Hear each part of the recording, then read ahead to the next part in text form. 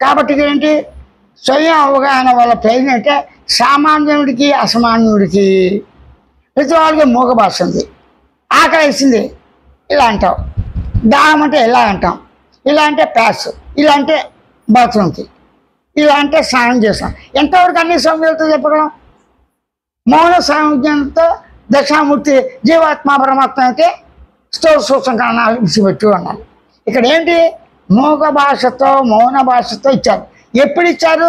వెంటనే ఇవ్వలేదుగా. సంఘ సంబంధాలు వస్తే బ్రహ్మ మానస బుద్ధులు కొన్ని చోట్ల సందర్భోత్సవంగా రాశారు. కొద్ది రోజులని, కొన్ని సంవత్సరాలని రకరకాలు రాశారు. చరిత్ర సంగతి అలా ఉంచండి.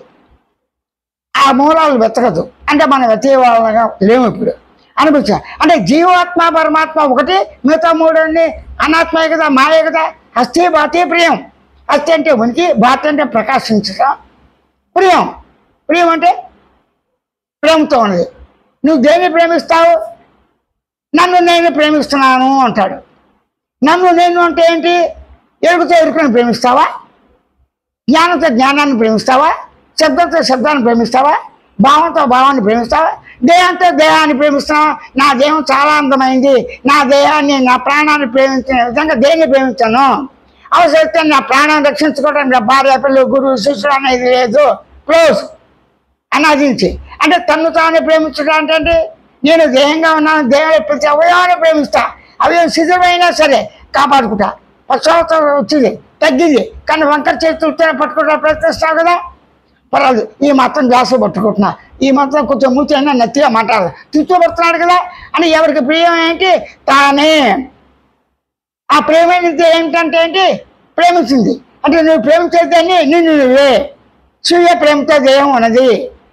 స్వీయ ప్రేమతో మనోబుద్ధి చిత్తాంకాలను సుఖ దుఃఖాలు అనుభవిస్తున్నాను. నా బాధ బిడ్డల గురించి నేను సుఖ దుఃఖాలతో ఉన్నా, ఎంత దుఃఖంతో ఉన్నా, బాధతో ఉన్నా తట్టుకుని కొద్ది సుఖం ఉన్నా నా బాధపల్ని, నా తల్లిదండ్రిని, నా దేశాన్ని, నా గ్రామాన్ని, తోటి వారిని అందరినీ కూడా సాధ్యంత వరకు ఆహారానికి అంటే అన్నప్రసాదానికి, కట్టుకోవటానికి, బట్టకి, ఉండటానికి, గూడికి తగిన విధంగా గ్రామంలో ఎవరెవరికి ఏం కావాలి, ఏ అవసరాలు ఉన్నాయి, నిత్యావసరాలు, వాటిని చూస్తూ సమత్వ భావంతో మంచి పనులు చేస్తున్నాడు. దానిలో కొన్ని చెడ్డ పనులు కూడా ఉండొచ్చు. ఈ విధంగా జీవితం నడుస్తుంది.